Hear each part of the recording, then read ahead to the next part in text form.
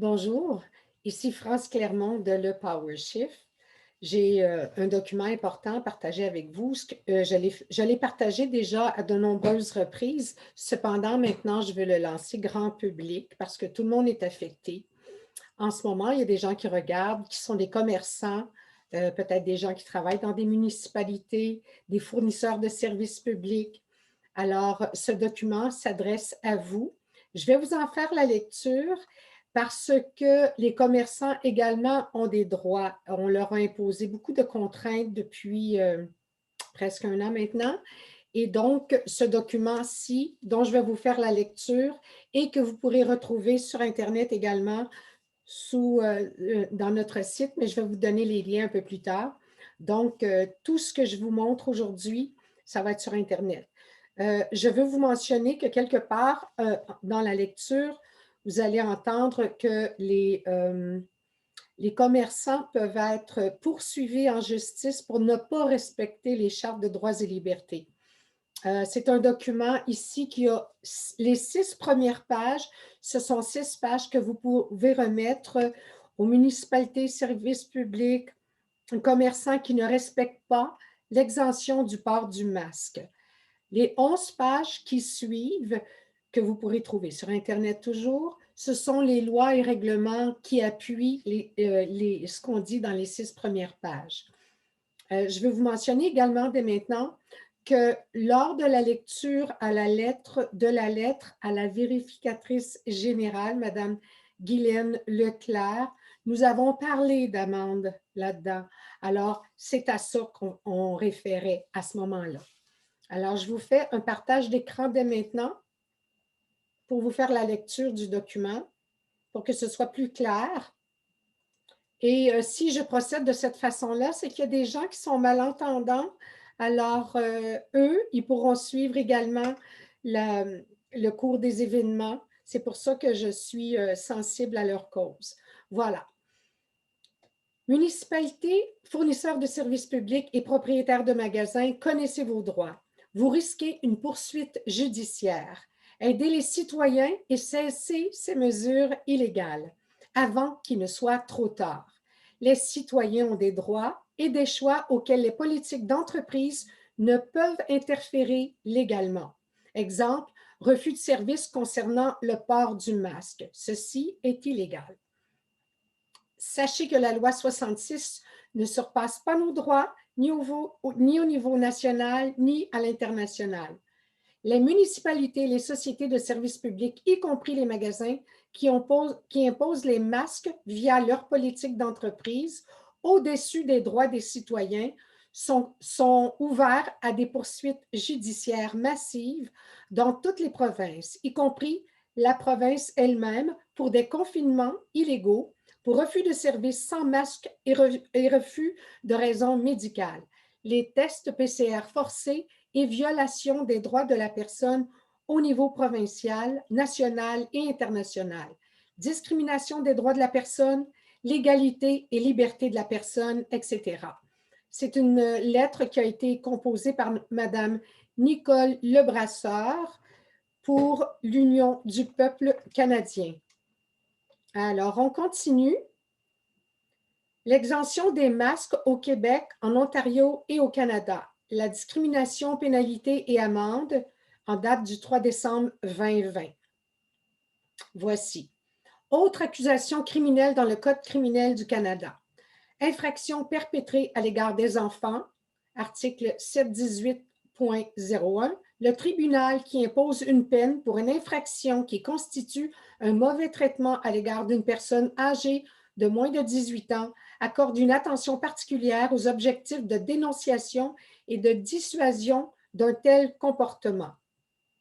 Infraction à l'égard d'une personne vulnérable, article 718.04. Le tribunal qui impose une peine pour une infraction qui constitue un mauvais traitement à l'égard d'une personne vulnérable en raison de sa situation personnelle, notamment en raison du fait qu'elle est une personne autochtone de sexe féminin, accorde une attention particulière aux objectifs de dénonciation et de dissuasion de l'agissement à l'origine de l'infraction. Les politiques ou pratiques d'entreprise ne prévalent pas sur les droits de la personne des Canadiens, que ce soit au niveau national, provincial ou international. L'exemption des masques négligée par les politiques d'entreprise, soit de la discrimination et refus ou manque d'adaptation entraînant un litige en délit civil résultant d'infractions criminelles contre des Canadiens par les provinces, les municipalités et par les services de santé publique et privés, les sociétés commerciales et les détaillants, etc. Donc, ils enfreignent la Charte canadienne des droits et libertés, la loi canadienne sur les droits de la personne, la loi sur la non-discrimination génétique, loi au Code criminel du Canada, loi au Code canadien du travail, au Code des droits de la personne et loi sur l'accessibilité pour les personnes handicapées de l'Ontario et du Québec. La loi de la protection contre la discrimination, responsabilité civile et pénale en vertu des lois. Donc, la loi de 2005 sur l'accessibilité pour les personnes handicapées du Québec et de l'Ontario. Voilà. Je vais vous lire encore quelques pages. Ensuite, il y aura d'autres explications. Donc, la partie interprétation. L'objectif. Point numéro 1. Reconnaissant les antécédents de discrimination contre les personnes handicapées au Québec et en Ontario, la présente loi a pour objet de profiter à tous les Canadiens, Ontariens et Québécois en, premièrement, A, l'élaboration, la mise en œuvre et l'application des normes d'accessibilité afin d'assurer l'accessibilité pour Ontariens et pour les Québécois handicapés en ce qui concerne les biens, les services, les installations, le logement, l'emploi, les bâtiments, les structures et les locaux au plus tard le 1er janvier 2025. Et B, prévoir la participation des personnes handicapées du gouvernement du Québec et de l'Ontario ou des représentants des industries et des représentants des industries et de divers secteurs de l'économie à l'élaboration des normes d'accessibilité. Définition. Point 2. Dans cette loi, la norme d'accessibilité désigne une norme d'accessibilité établie par règlement en vertu de l'article 6, norme d'accessibilité. Barrière désigne tout ce qui empêche une personne handicapée de participer pleinement à tous les aspects de la société en raison de son handicap, y compris une barrière physique, une barrière architecturale, une barrière d'information ou de communication, une barrière attitudinale, une barrière technologique, une politique ou une pratique sont appelés des obstacles. Directeur désigne un directeur nommé en vertu de l'article 30. Handicap signifie tout degré d'incapacité physique, d'infirmité, de malformation ou de défiguration causée par une blessure corporelle, une anomalie congénitale ou une maladie et, sans limiter la généralité de ce qui précède, comprend le diabète sucré, l'épilepsie, une lésion cérébrale, tout degré de paralysie, amputation, manque de coordination physique, cécité ou trouble visuel, surdité ou trouble auditif, mutisme ou trouble de la parole ou dépendance physique à l'égard d'un chien guide ou d'un autre animal ou d'un fauteuil roulant ou d'un autre appareil ou dispositif de correction. Une correction de déficience mentale ou une déficience intellectuelle. Point C, un trouble d'apprentissage ou un dysfonctionnement d'un ou plusieurs des processus impliqués dans la compréhension ou l'utilisation des symboles ou du langage parlé. Point D, un trouble mental ou, point E, une blessure ou une invalidité pour laquelle des prestations ont été demandées ou reçues en vertu du régime d'assurance établi en vertu de la loi de 1997 des normes du travail fédéral modernes, qu'on retrouve Workplace Safety and Insurance Act 1997. Alors, on continue. Ministre désigne le ministre de la Citoyenneté et de l'Immigration ou tout autre membre du Conseil exécutif à qui l'application de la présente loi est confiée en vertu de la loi sur le Conseil exécutif.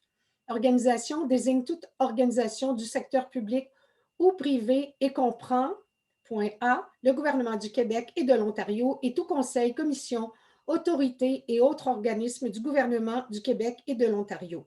Point B, tout organisme ou agence, conseil d'administration, commission, autorité, société ou autre entité établie en vertu d'une loi. Point C, une municipalité, une association, un partenariat ou un syndicat et un syndicat ou, point D, tout autre type d'entité prescrit, organisation. Prescrit signifie prescrit par règlement. Règlement désigne les règlements pris en vertu de la présente loi, à moins que le contexte n'indique ou n'exige le contraire. Tribunal désigne à l'égard d'un appel d'une ordonnance rendue par un directeur en vertu de la présente loi, le tribunal désigné par le lieutenant-gouverneur en conseil en vertu de l'article 26 aux fins d'entendre cet appel.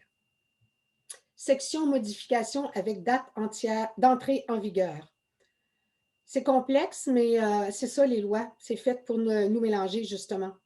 Alors, reconnaissance des obligations légales existantes. Rien dans la présente loi ou dans les présents règlements ne diminue de quelque façon que ce soit les obligations légales du gouvernement du Québec et de l'Ontario ou de toute personne ou organisation à l'égard des personnes handicapées imposées en vertu d'une autre loi ou autrement imposées par la loi, désignée en 2005. La partie 2 concernant l'application. Point 4. La présente loi s'applique à toute personne ou organisation des secteurs publics et privés de la province du Québec et de l'Ontario, y compris l'Assemblée législative de l'Ontario. Couronne liée. Point 5. La présente loi lie la couronne. Plusieurs normes applicables. Point 5. OK, 5 et 5, là. Enfin, une personne ou une organisation peut être soumise à plus d'une norme d'accessibilité. Contenu des normes. Point 6. Une norme d'accessibilité devra a. Énoncer des mesures, des politiques, des pratiques et d'autres exigences pour l'identification et l'élimination des obstacles concernant les biens, les services, les installations, le logement, l'emploi, les bâtiments, les structures, les locaux et toute autre chose prescrite et pour la prévention de l'érection de telles barrières. Et, point B, exiger des personnes ou organisations nommées ou décrites dans la norme qu'elles mettent en œuvre des mesures politiques, pratiques et autres exigences dans les délais spécifiés dans la norme. On parle maintenant de classe. Point 7. Une norme d'accessibilité peut créer différentes catégories de personnes ou d'organisations ou de bâtiments, de structures ou de locaux et sans limiter la généralité de ce pouvoir, peut créer des classes en ce qui concerne tout attribut, qualité ou caractéristique ou toute combinaison de ces éléments comprenant a.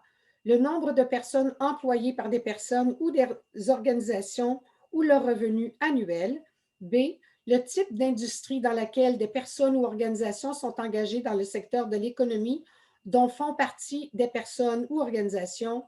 Point C. La taille des bâtiments, des structures ou des locaux. Les pénalités, c'est là que ça commence à être bien agréable. Pas pour nous, pas pour eux, mais pour nous. Les pénalités. Point 3. Quiconque est coupable d'une infraction à la présente loi est passible sur déclaration de culpabilité a. À une amende d'au plus de 50 000 $ pour chaque jour ou partie de jour où l'infraction se produit ou continue de se produire. Ou, point B, si la personne est une entreprise, à une amende d'au plus de 100 000 $ par chaque jour ou partie de jour où l'infraction se produit et continue de se produire. L'obligation du directeur ou du dirigeant. Point 4. Chaque administrateur ou dirigeant d'une société a le devoir de prendre toutes les précautions raisonnables pour empêcher la société de commettre une infraction prévue au présent article. Infraction.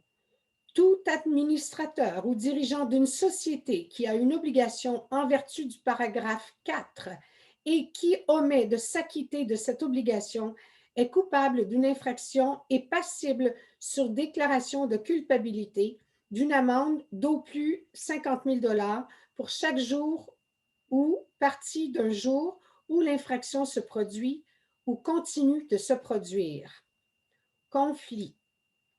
Si une disposition de la présente loi, d'une norme d'accessibilité ou de tout autre règlement entre en conflit avec une disposition de toute autre loi ou règlement, la disposition qui offre le plus haut niveau d'accessibilité aux personnes handicapées en ce qui concerne les biens, services, installations, l'emploi, le logement, les bâtiments, les structures ou les locaux prévaudront.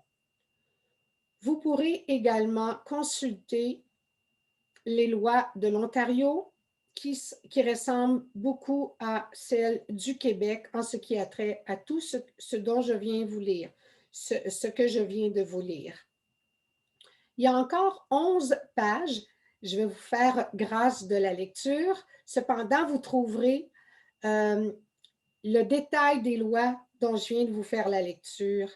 Et donc, vous pourrez référer à ces documents et je vais vous dire en quoi ça peut vous servir. OK? Ça vous protège. Ça protège également, c'est-à-dire que ça va aider les commerçants, municipalités et tout autre que je vous ai parlé tantôt au début à prendre position légalement. C'est à ça que ça sert, ce document-là. OK? Je vous les défile ici. Vous pourrez les prendre à votre vitesse plus tard. Durant la vidéo, on explique ici comment fonctionnent certaines parties de la collecte d'ADN. Ça peut être intéressant. S'il y a une chose qui arrive durant les lockdowns, je ne voulais pas le dire en anglais, là, je cherche toujours en français, le couvre-feu et tout. Bien, s'il y a une chose qui nous aide, c'est bien qu'on a beaucoup de temps pour apprendre énormément de choses. Donc ici, je vous ai défilé encore la loi canadienne sur les droits de la personne. On a ici toutes les parties des lois qui se raccrochent à ce que je vous ai lu un peu plus tôt. D'accord? L'important, c'est les 6 premières pages, mais si les commerçants, dirigeants ou autres veulent avoir plus de détails, à ce moment-là, vous pouvez leur référer ces 11 dernières pages-là. Je pense qu'on a maintenant terminé. Voilà. OK. Alors, on revient ensemble. Ce document-là, c'est super important. Ce qui arrive, c'est que si on vous refuse, vu votre condition médicale, parce qu'il y a beaucoup d'exemptions de masques qui n'ont pas été honorées, OK? Quand il y a des gens qui se présentent, les politiques de magasins vont aller dans le sens de ce que les gouvernements proposent, mais ils deviennent dans l'illégalité. Voilà. Parce que nous, les citoyens, on est protégés, et particulièrement les gens qui ont des handicaps. Alors donc, ici, on parlait d'exemption du masque. Vous pouvez arriver avec les 6 premières pages partout où vous allez magasiner. Si on vous refuse un accès, vu votre exemption, à ce moment-là, vous remettez les 6 premières pages, ou si vous voulez, vous imprimez les 17 au complet. Vous leur remettez ça, et parce qu'on vous a refusé accès, vous pouvez quitter, mais vous prenez évidemment le nom, la date, le nom du magasin, le nom de la personne ressource, c'est ce que je voulais dire au début. Ensuite, la date, le nom du magasin et les conditions, peut-être quelques détails. Vous accumulez ça et vous pouvez nous faire parvenir à francelepowershift@gmail.com. Vous pouvez nous faire parvenir ces choses, vos collectes de données. OK? Alors, quand vous aurez remis ce document-là, vous retournez un peu plus tard pour voir s'il y a eu des changements, s'ils ont vraiment compris qu'ils peuvent être passibles de poursuites judiciaires. C'est vraiment malheureux parce que tous ces gens, ils sont coincés entre l'arbre et l'écorce, entre le gouvernement et servir leurs clients. C'est vraiment pénible ce qui a été instauré depuis 1 an. Mais de plus en plus, il y a des poursuites judiciaires et nous, ben, on accumule ces choses-là pour vous protéger et pour qu'on honore les restrictions et les exemptions médicales. Alors, j'espère que cette vidéo vous aura aidé. Vous allez avoir les documents qui vont suivre la vidéo. Je vous remercie de votre écoute et à la prochaine. À bientôt. Au revoir. Portez-vous bien. Merci.